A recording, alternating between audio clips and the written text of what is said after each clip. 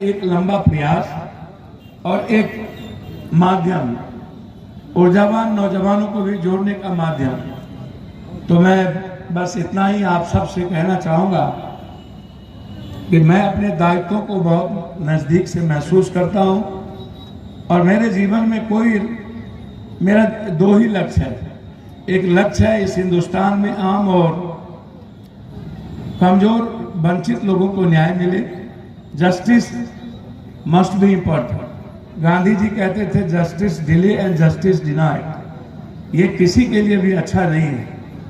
इसीलिए जस्टिस पप्पू के नाम से जाना जाए और दुनिया में जो मदद है, ये जो सेवा है, यह मदर टेरेसा ने भी नहीं की, उसका भी माध्यम जस्टिस क्राइस्ट था। सेवा गुरु गोविंद ने की जिसने कुर्बानी दी, सेवा हजरत ने की, सेवा नानक ने की, सेवा कबीर ने किया, जो अपने जीवन को न्यौछावर कर दिया।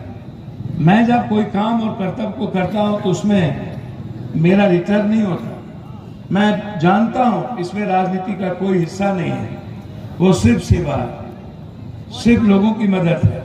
और ये जो दो, आप किसी भी गूगल पे जाइएगा, किसी भी इंस्टाग्राम में जाइएगा, किसी भी ट्विटर में जाइएगा, तो आपको देश में जब आप बाढ़ लिखिएगा तो पप्पू यादव आएगा, जब आप सीमांचल कोसी लिखिएगा तो पप्पू यादव आएगा। तो एक कीवर्ड है सेवा, कीवर्ड है जस्टिस। चाहे वो कोई पीएम हो, सीएम हो, जस्टिस सिर्फ पप्पू यादव के नाम से जाना जाएगा।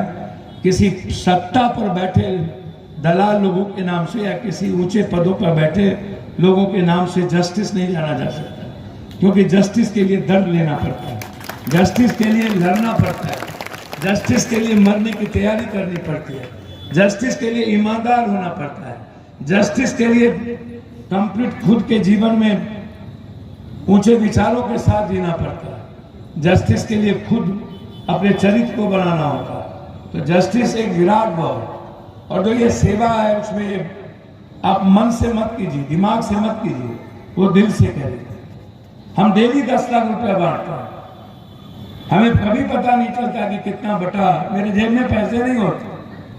अभी भी 7 लाख रुपया पर 3 लाख रुपया बांटते हैं, तो मेरे मन में नहीं होते। अभी भी हजारों साड़ियां बांटते हैं, हमें एक ऊर्जा मिलती है, हमें लगता है कि आज एक इंटरनल ऊर्जा जो एक जीने की होती है ताकत, क्योंकि जब वो मुस्कुराएगा, जब वो जिएगा और अपने बच्चों के साथ अच्छी साड़ी और अपने पति से अच्छे लूंगी, जिसके घर में सब कुछ खत्म हो गया हो, और जिस पैसे से आज वो अच्छा भोजन करेगा तो कितना आनंदित होगा और उसकी खुशियां हमें जीने में कितनी ताकत देगा, इसका अंदाजा कीजिए। एक गरीब आदमी कैसे जीता है, एक पीड़ित इंसान की मजबूरियां क्या होती है, एक मिडिल क्लास की लाइफ क्या होती है, इसके बारे में खुद से आप सोचिए, खुद के बारे में आप जानिए कि एक मिडिल क्लास जीता कैसे है, उसके जेब में, उसके घर में क्या क्या होती है।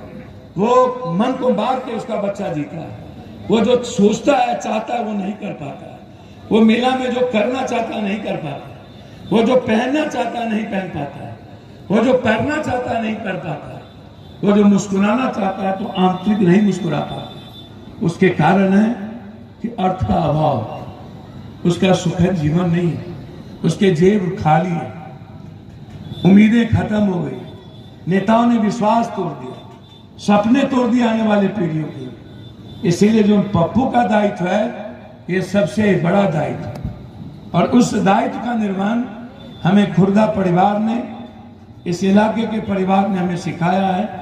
और जो सीख हमारे पिता ने, हमारे दादा ने, हमारे छरदादा ने और हमारे दादा छरदादा पिता के जो अभिन्न, जिनको मैं पिता के रूप में देखता हूँ, चाहे करवेली हो, चाहे जलवा पट्टी हो, चाहे कहीं भी, उन सब ने जिस भाव से हमें लालन पालन दिया है, मेरे भाइयों ने, मेरे बहनों ने, मेरे परिवार ने, आज वो ऊर्जा पूरी दुनिया को एक खूबसूरत मुस्कुराहट देती, पूरी दुनिया को एक जीने का माध्यम बना हुआ है, पूरे गरीबों के लिए एक अवसर है, और उसका नाम पप्पू है।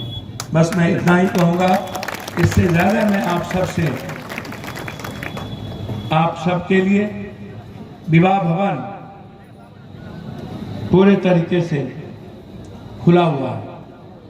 यहाँ विवाह भवन समर्पित कर दी गई चंदानंद प्रसाद सेवा सदन, जिनको भी minimum below of poverty line, जो गरीबी रेखा के नीचे है, उसके लिए 7,000 और जो मिडिल क्लास से ऊपर है उसके लिए 11,000। इस दो चीजों से बाहर कुछ भी, सारी सुविधा आपके लिए है। एसी रूम है लड़के लड़कियों का, शादी के लिए है, पूरे बर्तन सब कुछ है। आप आएंगे अपना खाना लेके, बनाने के लिए बनाने वाले को रसोईया लेके आएंगे, बनाएंगे, आपका प्रोग्राम खत्म होगा, आप चले जाएंगे, आपको कुछ करने की जरूरत नहीं। उसी तरह एम्बुलेंस, आपको कुछ करने की जरूरत नहीं। जहां भी जरूरत होगी मैं कोशिश करूंगा 2-3 एम्बुलेंस इस 1 महीने के अंदर, 1-2 महीने के अंदर यहाँ आम लोगों की सेवा के लिए, चंदन प्रसाद सेवा के लिए। और मैं संकल्प लेता हूं हर दिन 5 ST SC EBC माइनॉरिटीज को, जो बेटियां जो इंटर की हुई है, पप्पू यादव, उसको रोजगार के लिए मैं अपने पिता के नाम से उस बेटियों को रोजगार के लिए हर दिन जिस रूप में वो रोजगार करना चाहेगी, ये मेरा संकल्प है। और वो मैं करना पहले से था और उसको मैंने एक माध्यम बनाया। आगे निकट भविष्य में जो एक विश्वविद्यालय बनाने का मेरा जो मन में है, वो संकल्प मैं शुरुआत करूंगा।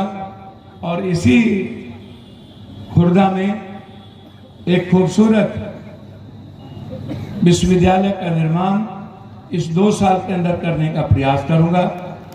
कोई ऐसा माध्यम 25 के बाद, 25 तक मैं थोड़ा हमारी व्यस्तता रहेगी, सामाजिक और राजनीतिक व्यवस्था, मुझे पता है 25 से शुरू हो जाएगा, लेकिन 26-27 के अंदर खुर्दा में एक विश्वविद्यालय की स्थापना, जो मिनिमम कॉस्ट पे और एक बेहतर एजुकेशन के साथ खुर्दा करवेली का आर्थिक और शैक्षणिक दुनिया में एक सम्मान बोध हो, इस उम्मीद के साथ आप सबका पुनः एक बार हृदय की गहराइयों से ये मेला आपके हवाले में सुपुर्द करता हूँ।